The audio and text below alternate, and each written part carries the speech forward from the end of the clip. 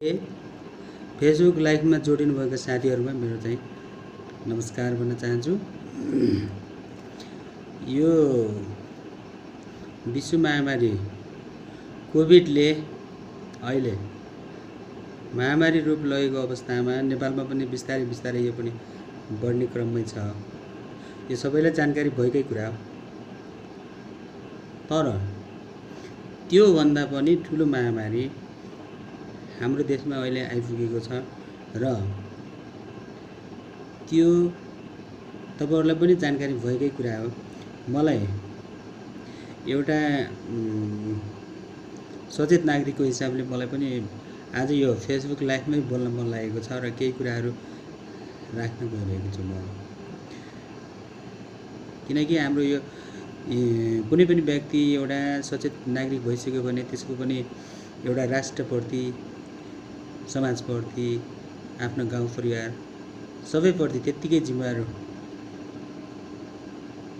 हुनुपर्छ र दायित्व पनि हुने गर्छ। हाम्रो राष्ट्रलाई, समाजलाई कसरी अगाडि बढाउने भन्ने कुरा त्यो पनि प्रत्येक नेपाली सबैमा छ। त्यही भएर मलाई एउटा तपाईहरु सामु यो आफ्नो कुरा केही कुराहरू शेयर गर्न मन लागेको छ र म यही कुराहरू राख्न गइरहेको छु। अहिले हाम्रो यो राष्ट्रियताको चलमा केही व्यक्तिहरू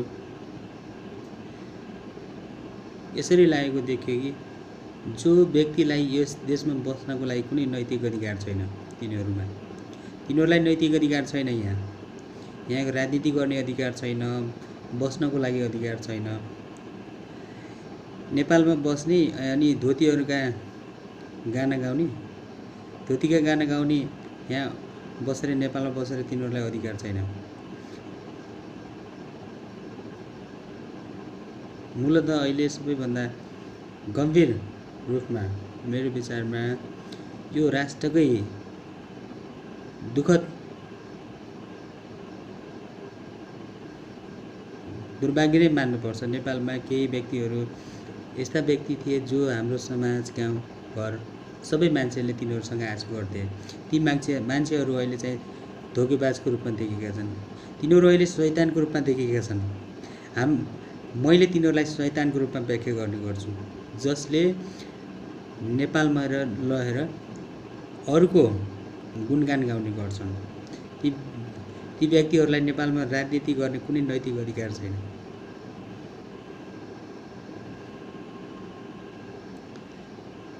यतिसम्म भ्याइसके तिनीहरूको मुखैबाट पनि नेपालको लिपियादुरा, कालापानी इन्डियाकै हो भन्न थाले तिनीहरू। नक्साको विषयमा पनि धेरै चर्चा परिचर्चाहरू भइरहेका छन्।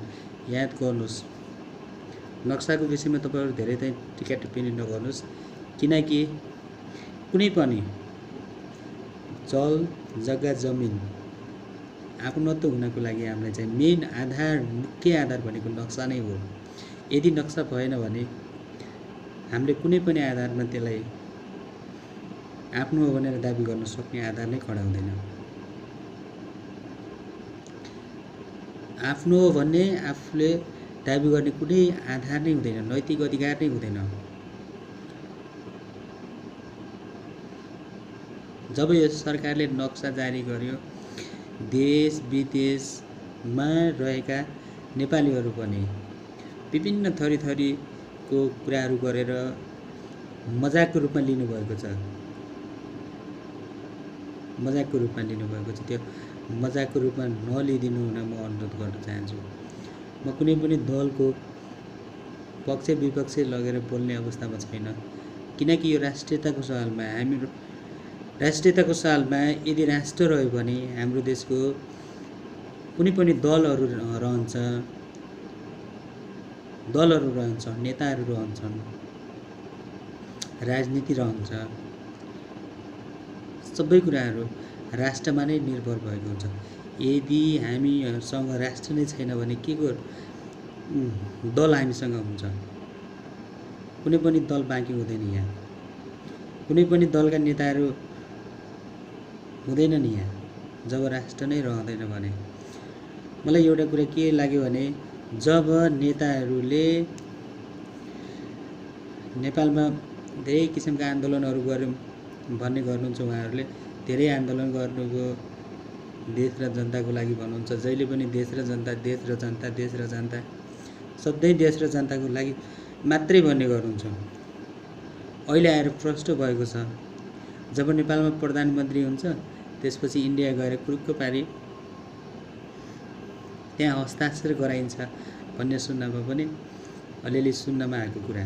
तपाईँले पनि सुन्नुभएको छ, हामीले पनि सुनेकै छौँ। त्यो नेपालमा पहिलोपटक प्रधानमन्त्री भइसकेपछि इन्डिया जाने सिस्टम होइन, यो राष्ट्र बेच्ने सिस्टम रहेछ भन्ने कुरा प्रष्ट भएको छ मलाई लागेको कुरा।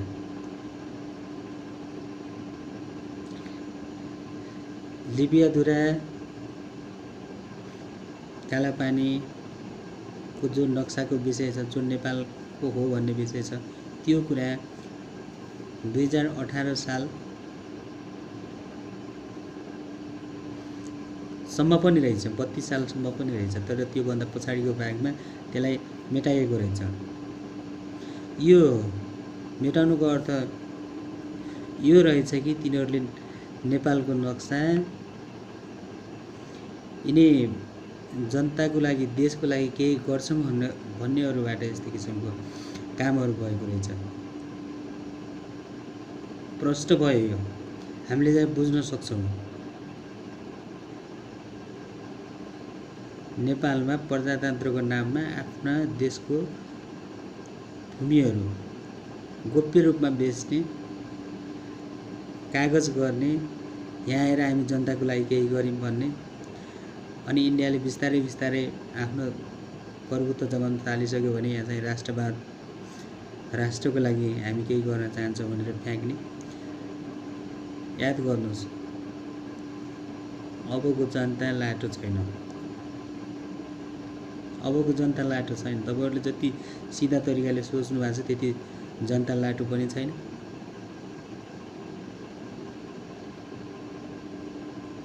लाटो छैन, त्यति जनता लाटो छैन। तपाईँहरू एउटा कुरा यो त प्रष्ट छ।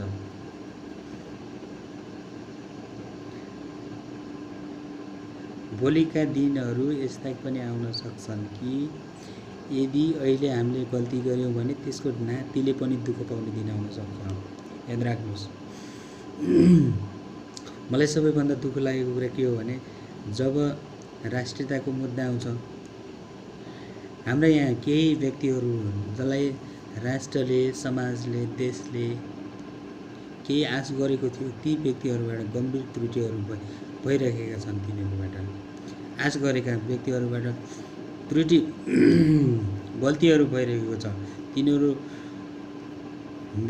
यो देशमा बस्ने नेपालीहरूले धेरै आश गर्नुभएको थियो, धेरै आश गरेका थियौँ हामी। तिनीहरूलाई अब उपरान्त यस देशमा बस्ने नैतिक अधिकार छैन। जब ती व्यक्तिहरू नेपालको भूमिलाई भूमि होइन भन्न पनि पछि पर्दैनन् भने त्यस्ता व्यक्तिहरूलाई नेपाल बस्ने कुनै नैतिक अधिकार छैन, कुनै नैतिक अधिकार छैन। नेपालमै बसेर नेपालकै नुनपानी खाएर, नेपालकै पैसा खाएर, हाम्रो पैसा खाएर हामी माथि धावा बोल्ने तिनीहरूको कुनै पनि नैतिक अधिकार छैन। याद राख्नुहोस्, अबका दिनहरूमा तपाईँहरूलाई विनी छानी हामी तपाईँहरूलाई लखेट्नु नपरोस्। याद राख्नुहोस्, इन्डियाका धोतीहरूलाई हामी त यहाँबाट त लखेट्छौँ।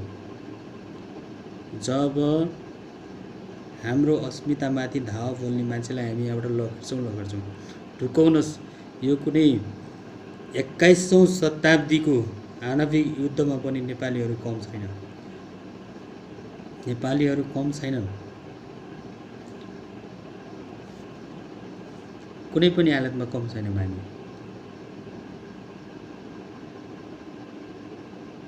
कुनै पनि हालतमा हामी कम छैनौँ।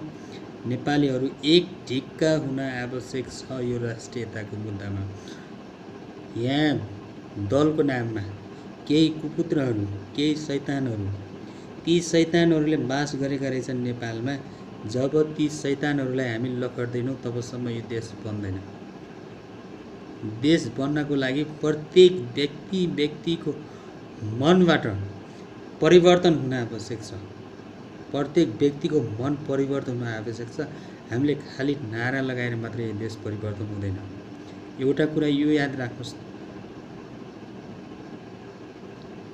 नाराले यो देश परिवर्तन हुँदैन र यो राष्ट्रियताको मुद्दामा आफ्नो पार्टीभन्दा माथि उठेर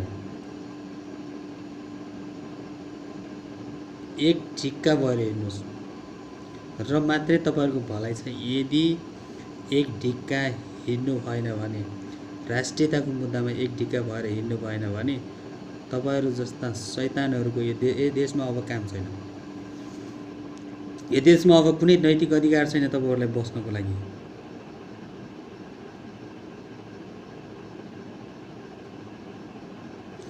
देश विदेशमा रहेका साथीहरूलाई पनि म भन्न चाहन्छु, तपाईँहरू कुनै पनि दलमा आश्रित भएकै व्यक्तिहरू देश विदेशमा जानुभएको छ, तर राजनीतिमा बहकाउमा नलगेर राष्ट्रियताको मुद्दामा एक ढिक्का हुन जरुरी छ। एक ढिक्का हुन जरुरी छ। हामी यहाँबाट, नेपालबाट धोतीलाई, कालापानीबाट धोतीलाई लखेटेरै छोड्छौँ। जबसम्म हामी धोतीलाई लखेट्दैनौँ तबसम्म हामी कुनै पनि हालतमा छोड्ने छैनौँ। नेपालको नक्सा संयुक्त राष्ट्र सङ्घको सदस्य बन्ने बेला बुझाइएको छ, लिपुलेख सहितको बुझाइएको छ। हाम्रा मुद्राहरूमा पनि लिपुलेखको अङ्कित मुद्राहरू पनि प्रकाशित भइसकेको छ। धेरै प्रमाणपत्रहरू हामीसँग सुरक्षित रहेका छन्।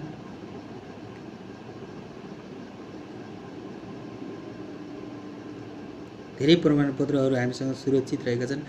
हामी लिपुलेखबाट धोतीलाई लखेट्नै पर्छौँ, लखेट्छौँ, कुनै पनि हालतमा लखेट्छौँ।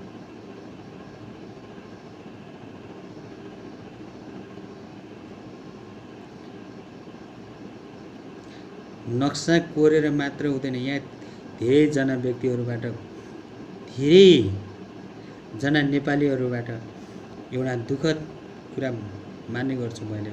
म कुनै पनि व्यक्तिलाई मैले आक्षेप लगाउन चाहिनँ, तर केही मान्छेहरू, केही व्यक्तिहरू उहाँहरू भन्दै हुनुहुन्छ नक्सा बनाएर मात्र देश फिर्ता आउँछ र देशको भूमि फिर्ता आउँछ र तपाईहरूलाई म एउटा सामान्य उदाहरण मात्रै दिन चाहन्छु। तपाईँ बसेको घरको नक्सा छ कि छैन?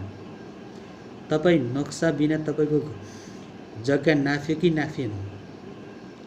यदि तपाईँले घर किन्नुभयो अथवा जग्गा किन्नुभयो, तपाईँले फर्स्टमा तपाईँको जग्गा कहाँनिर हो भनेर पत्ता लगाउनको लागि के गर्नुहुन्छ? नक्सा निकाल्नुहुन्छ नि, होइन? नक्सा ननिकालेर कि तपाईँले यही जग्गा भनेर अमिलले त्यहाँ छुट्याइदिन्छ। बुझेर पनि बुझ पचाउन मिल्छ? बुझेर पनि बुझ पचाउने? जब आफ्नो नक्सा नै हातमा छैन भने हामी कसरी भूमि आफ्नो भन्न सक्छौँ? यदि नक्साको महत्त्व थिएन भने इन्डियामा किन त्यत्रो हङ्गामा हुन्थ्यो? नेपालको नक्सा मन्त्री परिषदले जारी गर्न बित्तिकै इन्डियामा किन त्यत्रो हङ्गामा हुन्थ्यो? नक्साको महत्त्व थिएन भनेपछि। तपाईँहरू नक्साको महत्त्वै छैन भन्नुहुन्छ, नक्सा निकालेर के हुन्छ भन्दै हुनुहुन्छ। जब नक्सा हुन्छ त्यसपछि भूमि फिर्ता हुन्छ। दृढ विश्वासका साथ भन्न चाहन्छु, लिपुलेख, कालापानी सहितको हाम्रो भूमि हामी लिएरै छोड्ने हो।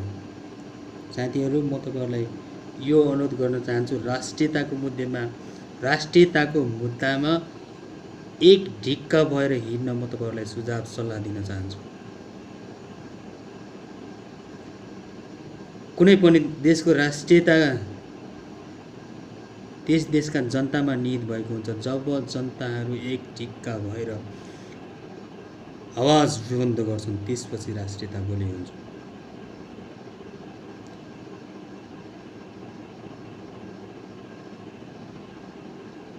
मैले ती राष्ट्रियता विपरीत बोल्ने मान्छेहरूलाई शैतान भन्न चाहन्छु। तिनीहरू शैतान हुन्, यस देशका शैतानहरू हुन्। तिनीहरूलाई पनि बस्ने, नेपालमा बस्ने कुनै नैतिक अधिकार छैन। संविधानले तिनीहरूको नागरिकता बोकेका खोस्टाहरूको कारणले गर्दाखेरि नागरिकताका प्रमाणपत्रको आधारमा तिनीहरूलाई बस्ने अधिकार भए पनि यस देशमा बस्ने नैतिक अधिकार तिनीहरूले गुमाइसकेका छन्। अब कुनै नैतिक अधिकार छैन। सच्याएर हिँड्नुहोस्। तपाईहरुलाई राष्ट्रियताको मुद्दामा सच्याएर हिँड्न म सुझाव सल्लाह दिन चाहन्छु।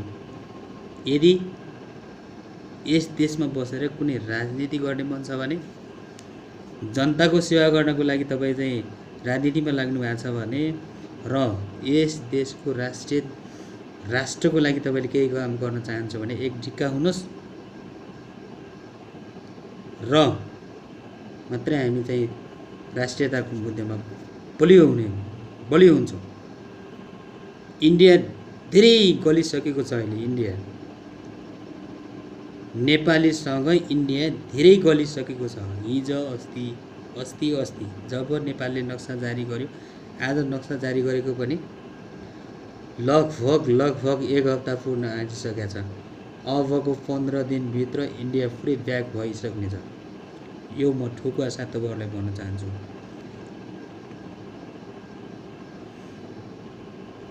इन्डियाका भतुवा पत्रकारहरूले नेपालको बारेमा जति अभाव फैलाएका छन्, तिनी सत्यको अगाडि तिनी दुष्टहरू कहिले पनि टिक्ने छैनन्। यही भन्न चाहन्छु।